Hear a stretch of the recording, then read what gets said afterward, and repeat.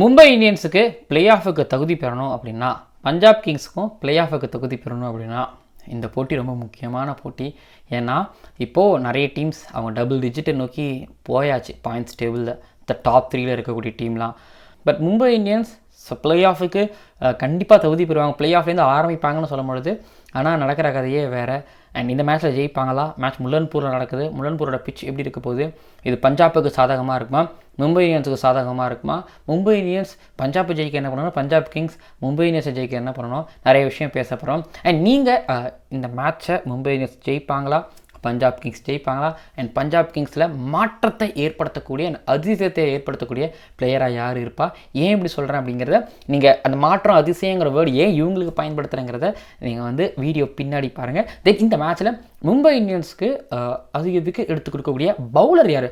அதாவது ரோஹித் சர்மா போன மேட்ச் 100 அடிச்சிட்டாரு, பேட்டிங் நல்லா பட்டார். பட் அதை தாண்டி இந்த மேட்ச்சில் பேட்டிங் தாண்டி பவுலிங்லையும் சிறப்பாக பண்ணக்கூடிய மும்பை இந்தியன்ஸ் பவுலர் யார் அப்படிங்கிறத கீழே கமெண்ட் பண்ணுங்க. ஏன் அப்படிங்கிறதையும், ஏன் பவுலிங் கேட்குறேன் அப்படிங்கிறதையும் நீங்கள் பின்னாடி பார்த்து தெரிஞ்சுக்கோங்க. பேசுவோம்.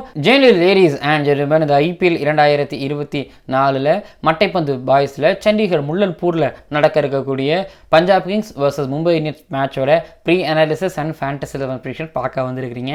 என்னடா இடம் மாறி இருக்குது அப்படின்னு நீங்கள் நினைக்கலாம். ஓட்டு போட வந்திருக்கிற, நாளைக்கு எலெக்ஷன் தான், ஆனால் இன்றைக்கே வந்திருக்கிறேன். அது ஒரு நாளைக்கு முன்னாடியே வந்திருக்கிறேன் அப்படின்னா கொஞ்சம் சொந்த வீட்டில் அதுக்கப்புறம் அம்மா கையில் சாப்பிட்ணும் அப்படின்னு வந்திருக்கிறேன். சொந்த ஊர் யாருக்கு தான் பிடிக்காது?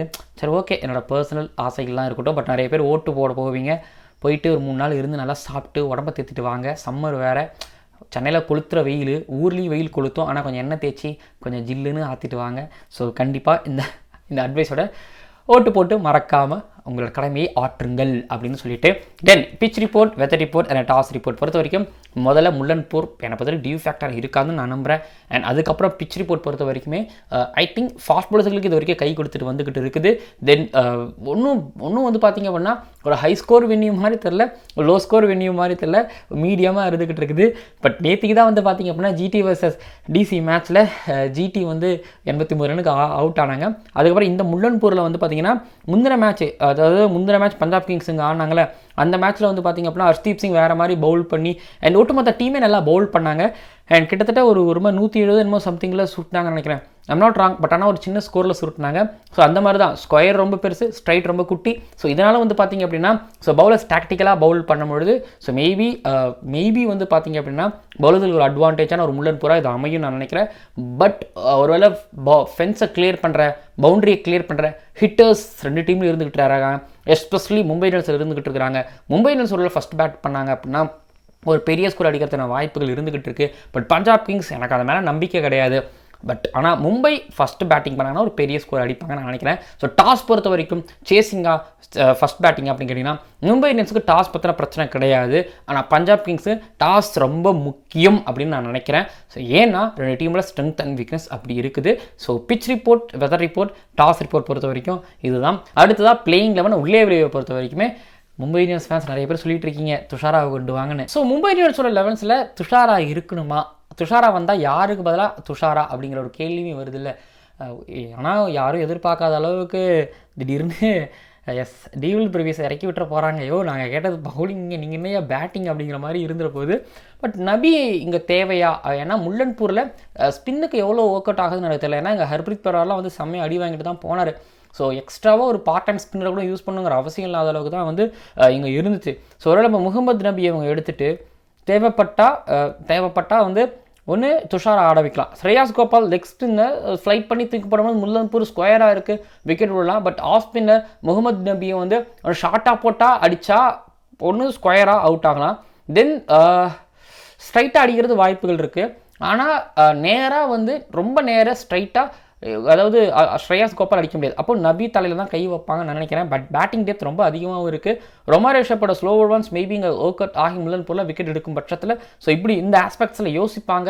ஸோ அப்படிங்கிறதுனால ஐ திங்க் முகமது நபி தலையில் கை வைப்பாங்க 11s பொறுத்த வரைக்குமே. ஒன்று இந்த பக்கம் பஞ்சாப் கிங்ஸில் பார்த்தீங்கன்னா ஷிகர் தவன் வருவாரா அப்படிங்கிற ஒரு கேள்வி இருக்குது. ஷிகர் தவன் வரலை அப்படின்னா வழக்கம் போல் தைடியே தான் ஆரம்பிப்பார்.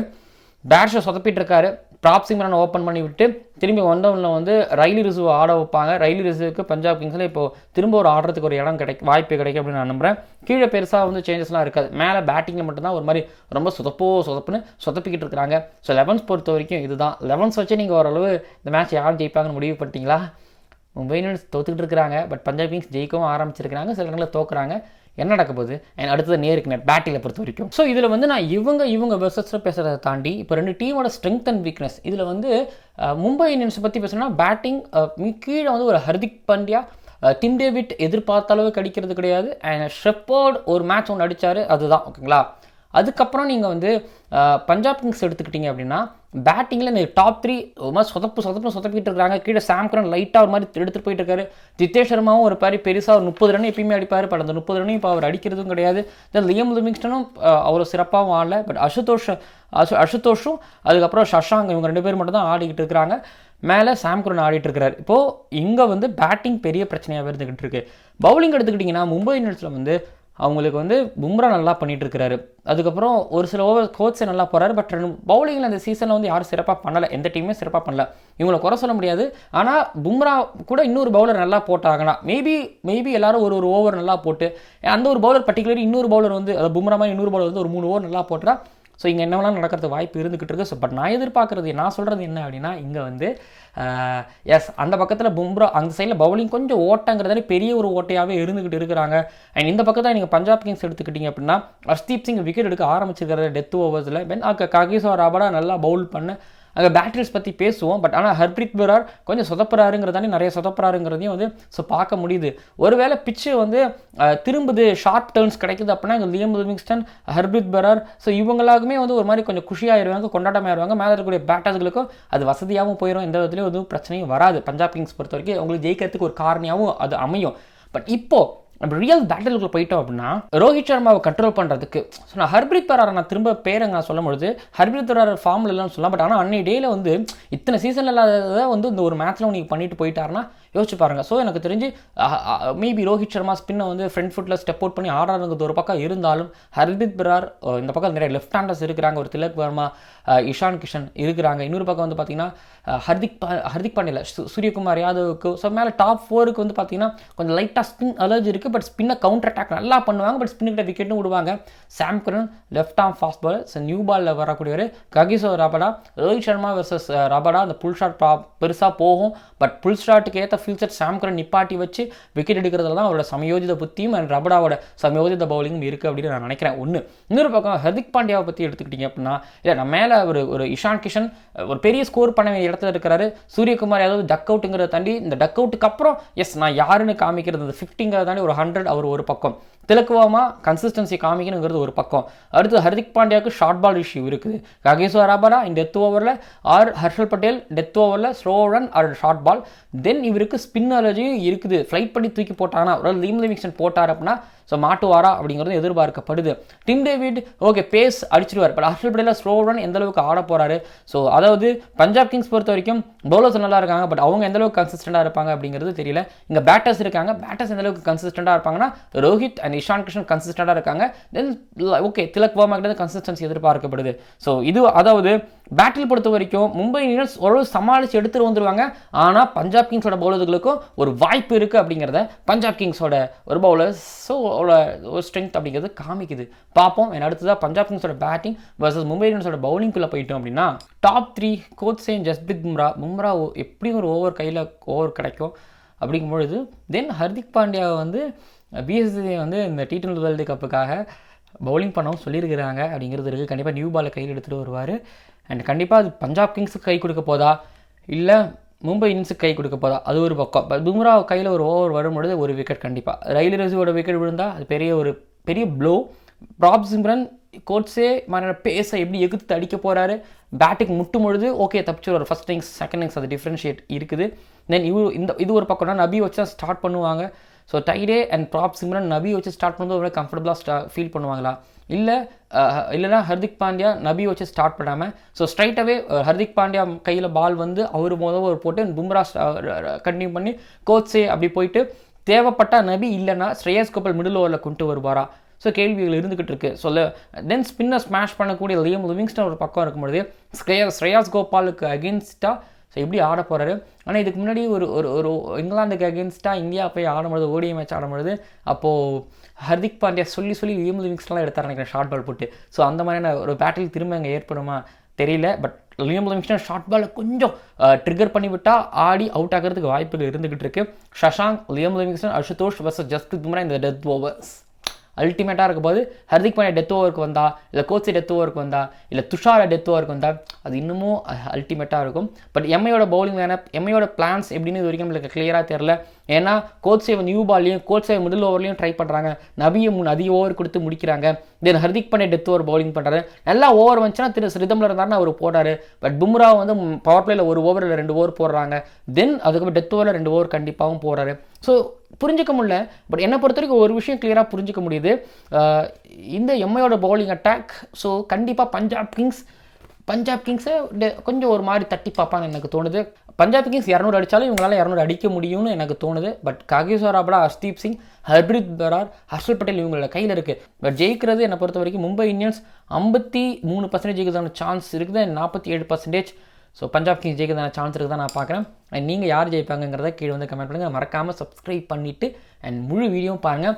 அண்ட் அது எம்ஐ சைட்லேருந்து எனக்கு தெரிஞ்ச பும்ராவுக்கு அப்புறம் அடுத்தபடியாக நான் இன்றைக்கி கோச் கிட்டேருந்து ஒரு நல்ல ஒரு பவுலிங் பர்ஃபார்மன்ஸ் எதிர்பார்க்குறேன். கீழே பஞ்சாப் கிங்ஸ்லேருந்து நான் ரபடா கிட்டேருந்து ஒரு நல்ல பர்ஃபார்மன்ஸ் எதிர்பார்க்குறேன். Harshdeep Singh left arm fast bowler. So டெஃபினட்டாக டெத் ஓவர்லையும் அண்ட் நியூ பால்லையும் அதான் எப்பயுமே இந்த ஐபிஎல் நியூ பால் டெத் ஓவரில் அந்த ஒரு பவுலர் நல்லா பண்ணிட்டார், அந்த ஒரு பவுலர் நியூ பால்லையும் டெத் ஓவர் நல்லா பண்ணுறாங்க, ஜெயிப்பாங்க. இங்கே பும்ரா இருக்காரு. பட் ஆனால் எம்ஐக்கு அவங்களை தாண்டி அது பும்ராவை தாண்டி மற்ற பவுலர்ஸ் தான் பெரிய பிரச்சனை. சமாளித்து வருவாங்களா?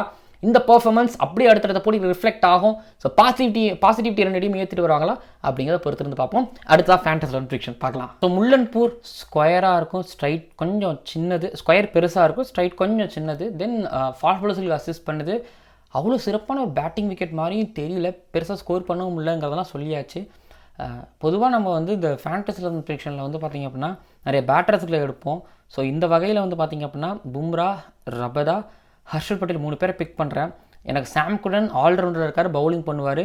லியம் லிவிங்ஸ்டன் இப்போ அவர் தான் கேப்டன் 4 ஓவர் போடுவார். லியம் லிவிங்ஸ்டனுக்கும் ஒரு 2 ஓவர் கொடுப்பாருன்னு நம்புறேன். லியம் லிவிங்ஸ்டன் ஒரு விக்கெட் எடுத்துட்டாரு அப்படின்னா மேபி ரிவெஞ்ச் எடுக்கிறதுக்கு ஹர்திக் பாண்டியாவோட விக்கெட் இவர் எடுத்துட்டாருன்னா ஸோ தென் ஹர்திக் பாண்டியாவும் பிக் பண்ணியிருக்கிறேன். பேட்டிங்கில் நல்லா பண்ணுறதுக்கு ஒரு அளவு வாய்ப்பு இருக்குது. ஒரு கேப்டனாக கண்டிப்பாக ஏதாவது ஒன்று பண்ணியே ஆக வேண்டிய சூழ்நிலையில் இருக்கிறாரு, மேபி ஏதாவது பண்ணுறதுக்கு வாய்ப்பு இருக்குது. அண்ட் பேட்டிங்கில் ரோஹித் சர்மா ப்ரைம் ஃபார்மில் இருக்கார். சூரியகுமார் யாதவ் எப்பவுமே பிலீவ் பண்ணுவார் அவரோட T20 ஸ்கில். தென் திலக் வர்மா, அதுக்கப்புறம் ஷஷாங்க் பிக் பண்ணியிருக்கிறேன். மேலே வந்து விக்கெட் கீப்பரில் வந்து இஷான் கிஷன் தான் மட்டும்தான் பிக் பண்ண முடியுது. ஸோ இவங்க தான் என்னோடய டீமு. இதில் இருக்கிறதுல வந்து இப்போ இஷான் கிஷனும் ரோஹித் சர்மாவும் சேர்ந்து ஒரு பவர் பிளே ஒரு பெரிய அடிச்சு கொடுக்குறாங்க அப்படிங்கிறதும், ப்ளஸ் இந்த சீசனில் 2 பேரும் சேர்ந்து ஒரு 300 ரன் ப்ளஸ் அடிச்சிட்டாங்கிறதும் ஒரு பெரிய விஷயம். அண்ட் சூரியகுமார் யாதவ், திலக் வர்மா கொஞ்சம் கன்சிஸ்டன்சி காமிக்கணும் ஒன்றுங்கிறது இருக்குது. And Sam Curran, Liam Livingstone and Hardik Pandya, இவங்க 3 பேர்த்தில் வந்து நான் 3 பேரும் பவுலிங் பண்ணுவாங்க. ஏன்னா ஹர்திக் பாண்டியா ஒரு கேப்டன், சாம் குரன் ஒரு கேப்டன். ஸோ அப்படிங்கிறதுனால ஸோ ஓவர் போடுவாங்க. சாம் குரன் லியம் லிவிங்ஸ்டனுக்கு வந்து பார்த்திங்க அப்படின்னா அஃப்கோர்ஸ் ஓவர் கொடுப்பாரு. தென் பேட்டிங்லேயும் ஒரு ப்ரொமோஷன்ஸ் கிடைக்கும் நான் நம்புகிறேன். ஸோ இவங்க 3 பேர் எடுக்கிறதுக்கான ரீசன் இதுதான். கேப்டன் அண்ட் வைஸ் கேப்டன்லேயும் நான் வந்து பார்த்திங்கன்னா சாம் குரன், ஹர்திக் பாண்டியா போவேன், இல்லை பும்ராவையும் நான் சேர்த்துப்பேன். எனக்கு சாம் குரன் வந்து எப்படியும் பேட் பண்ண வந்துடுவார். எம்ஐயோட பவுலிங் இவரை பேட் பண்ண வர வச்சிரும். பவுலிங் போடுவார், விக்கெட் கொடுப்பாரான்னு எனக்கு தெரில. பட் 2 விக்கெட் எடுக்க மாட்டாரா? ஸோ அப்போ நீங்கள் சாம் குரனுக்கு போகலாம். பும்ராவை இவங்க டிஃபென்ஸ் வச்சுட்டாங்க, பெருசாக அடிக்க போகிறோன்னா நம்மளுக்கு பிரச்சனை. பட் ஒரு இடத்துல நீங்கள் வந்து பும்ராவை போட்டுட்டு இன்னொரு இடத்துல நீங்கள் ஹர்திக் பாண்டியா அண்ட் சாம் குரனை நீங்கள் ட்ரை பண்ணலாம். ஹர்ஷல் பட்டேல் நிறைய பேர் ட்ரை பண்ண மாட்டாங்க, கேப்டன் வைஸ் கேப்டனாக டீமில் கூட எடுக்க மாட்டாங்க. ஆனால் இவர் மும்பை இந்தியன்ஸ்க்கு அகேன்ஸ்டாக ஹேட்ரிக் எடுத்துருக்காரு. அந்த ரீசனுக்காக நீங்கள் எடுக்கணும்னாலும் எடுக்கலாம். அண்ட் இவரோட ஸ்லோ ரன் மேபி சமயத்தில் ஒரு ப்ரெஷர்லாம் பில்ட் ஆகி அப்போ அடிக்க போகும்பொழுது ஸோ மேபி ஹர்ஷல் பட்டேல் ஒரு பெரிய ஒரு த்ரெட்னிங்காக இருக்கலாம். ரபடா வந்து 2 ரன்னு நிறையா கொடுப்பாரு, விக்கெட்டில் எடுப்பார். 2த்துல ஏதாவது நடக்கும். அதாவது எக்கனாமிக்கலாக இருக்க மாட்டார். 1 ரன் நிறையா கொடுப்பாரு, விக்கெட் எடுக்க மாட்டார், இல்லை விக்கெட் எடுப்பார் அப்படிங்கிற மாதிரி இருக்கும். பட் ரபடாவை வந்து ஒரு மாதிரி ஃபிங்கர் கிராஸ்டு. பட் இருந்தாலும் எடுத்து வச்சுக்கோங்க. நான் கேப்டன் வைஸ் கேப்டனை பற்றி நான் பேசிட்டேன். இவங்க தான் என்னோட டீமு. பட் மற்ற கிரவுண்டில் சில கிரவுண்டில் வந்து பார்த்திங்க அப்படின்னா ஓப்பனிங் நல்லாயிருக்கும், தென் ஃபினிஷிங் நல்லாயிருக்கும். அதுக்கப்புறம் பவுலர்கள் எடுத்துக்கிட்டிங்க அப்படின்னா டெத் ஓவரில் விக்கெட் எடுப்பாங்க, சில கிரவுண்டில் நியூ பாலில் விக்கெட் எடுப்பாங்க. பட் இந்த முல்லன்பூர் ஒரு மாதிரி ஃபாஸ்ட் பவுலர்களில் வந்து அதிகமாக பேம்பர் பண்ணுதுங்கிறதுனால நான் ஃபாஸ்ட் பவுலிங் ஆல்ரவுண்டர்களை அதிகமாக பிக் பண்ணிக்கிறேன். இப்போ சாம் குரன், ஹர்திக் பாண்டியா, தென் ஸ்பின்னர்ஸில் நான் போவே இல்லை. பும்ரா, ரபடா, ஹர்ஷல் பட்டேல் தான் போயிருக்கிறேன் ஒழிய. ஸோ நான் வந்து கொஞ்சம் ஃபாஸ்ட் பவுலர்ஸுகளை ப்ளஸ் இங்கே ஃபாஸ்ட் பவுலர்ஸ் கொஞ்சம் அதிகமாக பிக் பண்ணியிருக்கிறேன். ஓகேங்களா, மும்பை இந்தியன்ஸ் ஃபேன்ஸ் ஸோ கேர்ஃபுல்லாக இருங்க. மும்பை இந்தியன்ஸ் அடுத்த வர எல்லா போட்டியிலும் மேக்ஸிமம் ஜெயிச்சாகணும். ஏன்னா இங்கே நெட் ரன் ரேட் பிரச்சனை பெரிய ஒரு பிரச்சனையாகவே இருந்துகிட்டு இருக்கு. பார்ப்போம் அடுத்து என்ன பண்ணுறாங்க மும்பை இந்தியன்ஸ். மும்பையில் ஜெயிக்கிறாங்களா? பஞ்சாப் கிங்ஸ் இந்த சீசனில் ஒரு மாதிரி மேலேயும் வராங்க, திடீர்னு கீழே போகிறாங்க. பட் டஃப் கொடுத்துக்கிட்டு இருக்கிறாங்க. பார்ப்போம் என்ன பண்ணுறாங்கன்னு சொல்லிட்டு இந்த மேட்ச்சில். அண்ட் மாதிரி இன்ட்ரெஸ்டிங்கான மேட்ச் ஆகிருக்கணும். Punjab Kings versus Mumbai Indians. ஞாபகம் இருக்கா, போன வருஷம் 200 அடிப்பாங்க, சேஸ் பண்ணுவாங்க, 200 அடிப்பாங்க, சேஸ் பண்ணுவாங்க. பட் அந்த மாதிரி இந்த தடவை ஆயிருமோ, பார்ப்போம் என்ன நடக்குதுன்னு சொல்லிட்டு.